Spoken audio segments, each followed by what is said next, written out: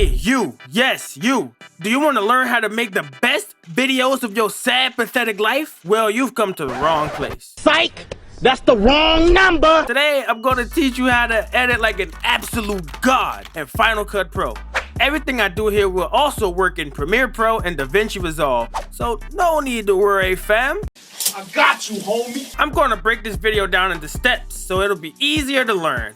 Let's waste no time and let's get right into it. Before you even get started, go get some gameplay. I don't care how you get it, just get the damn.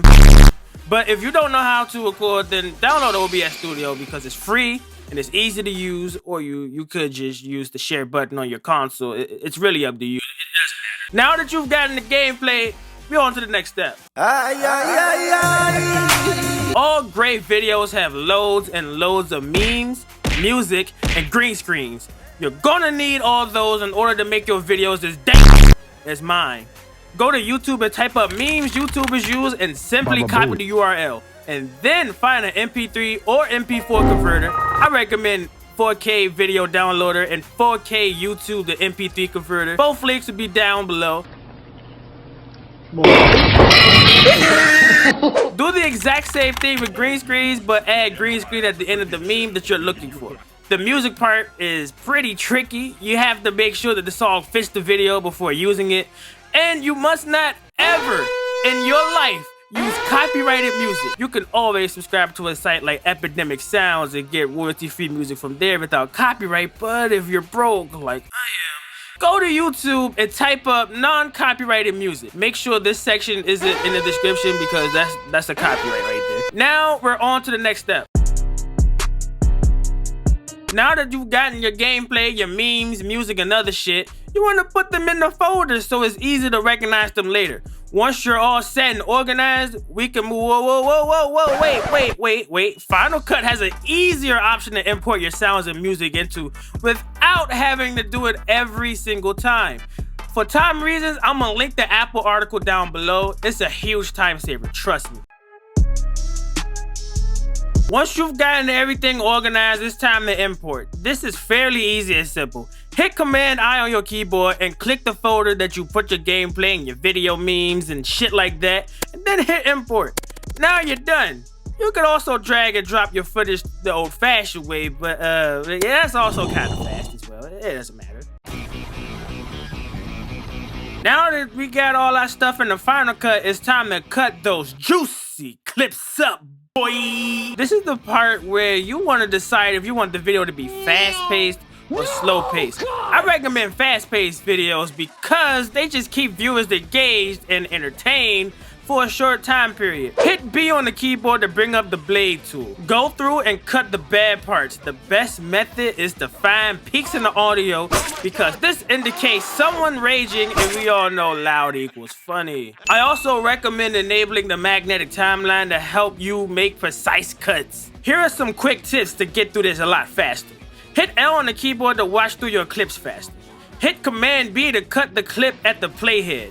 Hit Shift Command B to cut all the clips at the playhead. See, that wasn't so bad.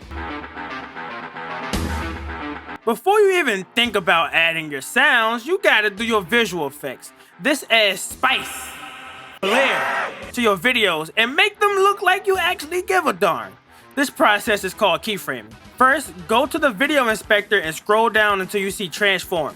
Make sure your playhead is at the beginning of the clip you want to keyframe and then hit the keyframe diamond next to scale all. Move over a couple of frames and move the slider some to get that zoom in effect. Move over a couple more frames and move the slider back to 100 to bring it back to normal. Do not touch the reset arrow because it'll delete your keyframes. To add a screen shake is fairly easy. You don't even have to download anything like Premiere Pro requires you to do.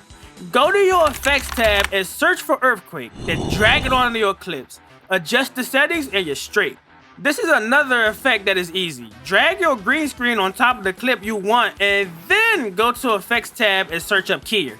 Drag and drop the effect onto your clip and voila, you're done. Tracking has to be one of the most hardest and advanced part of this video. There's a plugin that you can buy from Pixel Films that auto tracks for you, but we're not gonna do that. We're gonna do it manually.